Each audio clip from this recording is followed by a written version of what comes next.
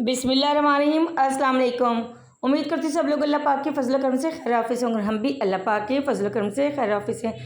आज सुबह भी मौसम माशाल्लाह जी खुशगवार था और आज मैंने कहा भी रोज़ रोज़ चने खा के ना नाश्ते में तंग आ चुकी थी मैं। तो मैंने कह दिया था भी आज ना नाश्ते में कुछ चेंज होना चाहिए। तो जनाब यहाँ पर मीना साहबा गूँदने लगी थी आटा और मैं कटिंग करने लगी थी आलू, क्योंकि मैंने कहा कि आलू अंडे बना लेते नाश्ते में तो वो पराठे के साथ अच्छे लगेंगे। रोज़ रोज़ चने भी नहीं खाए जाते। मेरे ससुराल वाले पता नहीं कैसे खा लेते हैं, रोज़ ही चने मंगवा लेते हैं नाश्ते में। तो खैर जनाब मैंने तो आज ज़िद करके आलू अंडे बनाए थे और मेरी ना साहबा ने वो आटा गूँदने लगे थे, क्योंकि मैंने उन्हें कहा भी मैं इतनी देर में आलू वगैरह यानी कि बना लेती हूँ तो आप आटा गूँध दें। तो यहाँ पर जनाब फिर मैंने सालन बना लिया था और उसके बाद मैंने पराठे बनाए। फिर जनाब मैंने किया किचन साफ़। उसके बाद हुई हमारे घर की सफाई और सफाई की थी मेरी नंद ने और मेरी बेटी ने मिलकर माशाल्लाह जी खूब। हमारा घर गंदा हुआ था क्योंकि मोटरसाइकिलों का जो है ना जुम्मा बाज़ार लगा हुआ था हमारे यहाँ। माशाल्लाह 3 बाइक्स खड़ी हुई थी, एक हमारे यानी कि 2 मेरे देवर साहब की थी और एक हमारे गेस्ट आए थे उनकी थी। खैर जनाब रूटीन के काम तो चलते ही रहते हैं, बस सुबह से शाम हो जाती है, कभी कोई काम कभी कोई काम। तो आज हम बनाने लगे थे चिकन की कढ़ाई। कढ़ाई तो नहीं, खैर कौरमे कह सकते हैं, क्योंकि जनाब हमारे जो देवर साहब है ना उन्होंने अपने एक दोस्त को इनवाइट कर लिया था। फिर उन्होंने मुझे कहा कि भाभी जान आप चिकन की कढ़ाई बना देंगी। तो मैंने सोचा कि भी कढ़ाई में तो ज़ाहिर बात है मटीरियल कम लगते, प्याज वगैरह नहीं डलती, बहुत कम डालते हैं हम लोग, तो ग्रेवी के अकॉर्डिंग डाले थे, अदरवाइज़ तो इसमें प्याज यूज़ ही नहीं होती।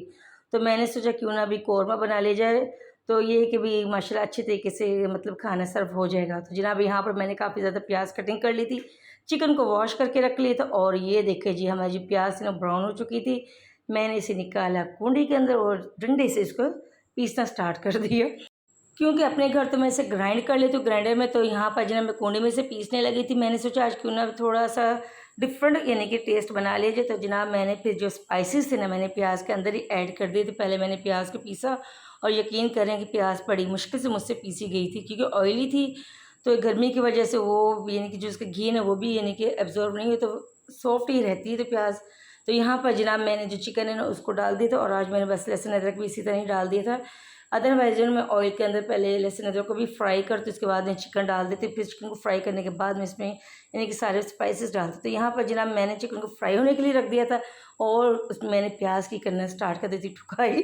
ठुकाई से मुराद ये कि मैं इसको अच्छी तरीके से पीस रही थी और पीसते पीसते जनाब मैंने इसमें जो अचार गोश्त का यानी कि मंगवाया था मसाला वो ऐड कर दिया। फिर क्योंकि मैंने सोचा मसाला ऐड कर दूँगी तो जो घी इसमें जज़्ब हो जाएगा तो प्याज पीसने में आसानी हो जाएगी। खैर जनाब ये तो फिर यानी कि वैसी की वैसी ही रही। फिर मैंने इसके अंदर थोड़ी सी जो रेड चिलीज़ थी चिली फ्लेक्स वो डाल दी, यानी कि जो बकाया जो स्पाइसेस थे मसाला जाते वो मैंने इसमें ऐड कर दिए और फिर इसको अच्छे तरीके से मैंने रगड़ा लगाया। ये देखिए जी खूब अच्छे तरीके से मैं इसको पीस रही हूँ, लेकिन फिर भी ना इतनी ढीठ हो गई थी आज, प्याज के पीसने का नाम ही नहीं ले रही थी।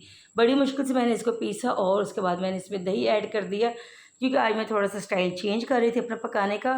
तो बस मैंने किसी तरीके से इसको पका दी। पहले मैंने सोचा था कि यानी कि चिकन को इसी तरह मसाले वगैरह स्पाइसेस लगा कर ना इसमें दही में अच्छे तरीके से उसको रख देती मैरिनेशन के लिए, ताकि ये फिर मैरिनेट हो जाएंगे तो मैं इसे बाद में फ्राई कर लूँगी। लेकिन फिर मैंने सोचा नहीं साथ के साथ ही कर लेती, क्योंकि जी मुझे 2 घंटे पहले रिज़र्व होना पड़ता है फिर बाद में भी होना पड़ता है, इसलिए मैंने सोचा बस देसी तरीके से इसको बना लेते हैं।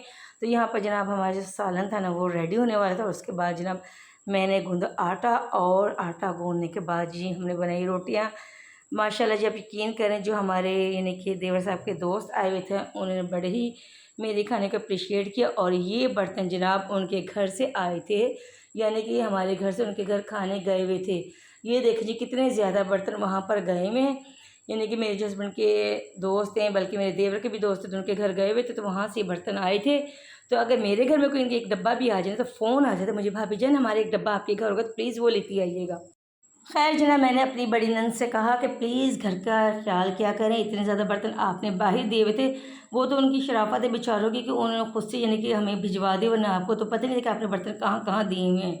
खैर जनाब ये हमारे भतीजे साहब को मिली थी सैलरी और उसने दी थी हमें ट्रीट। वो लेकर आए थे जी लोडेड फ्राइज़ और पास्ता, क्योंकि पास्ता मेरी बेटी को पसंद है और लोडेड फ्राइज़ जो मेरे हस्बैंड को, तो उसने हमें जी साथ में ये कोल्ड ड्रिंक्स के साथ हमें सर्व किया और मिड नाइट यानी कि उसने हमें सरप्राइज़ दिया और अचानक से जी हमारी मिडनाइट में यानी कि लेट नाइट होगी ट्रीट।